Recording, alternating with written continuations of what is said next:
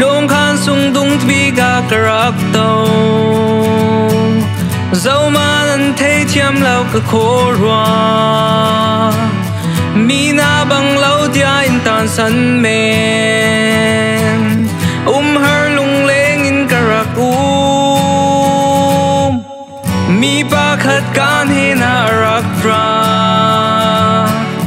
karwa pinasidu mo Khuaitizuu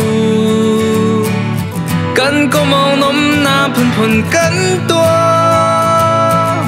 kasente lai ma hero raltha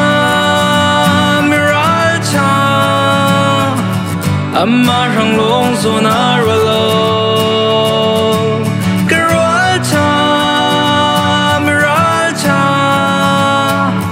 nunnak tiang apeng amarual rangah adudo tu rangah mi nufi adudo mi rangah pachang cha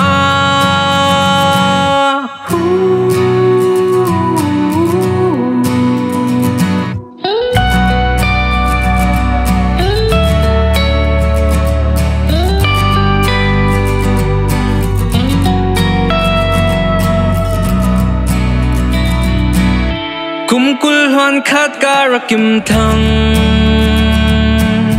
Rual bi chan ti mi ka fiang sin sin karang aswin hagin naman ko Rual bi rang adu nak tan san tu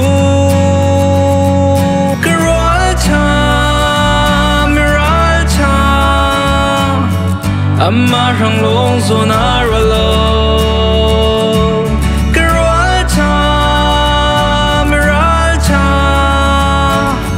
nunnak tiang apeng amarual rangah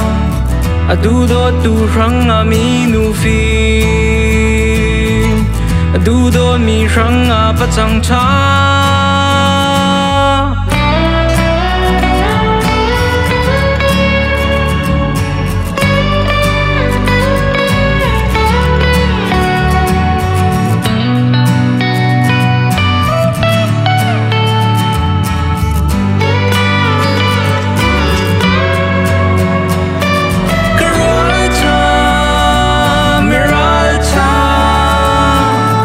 amma hngakchiat zawn ralo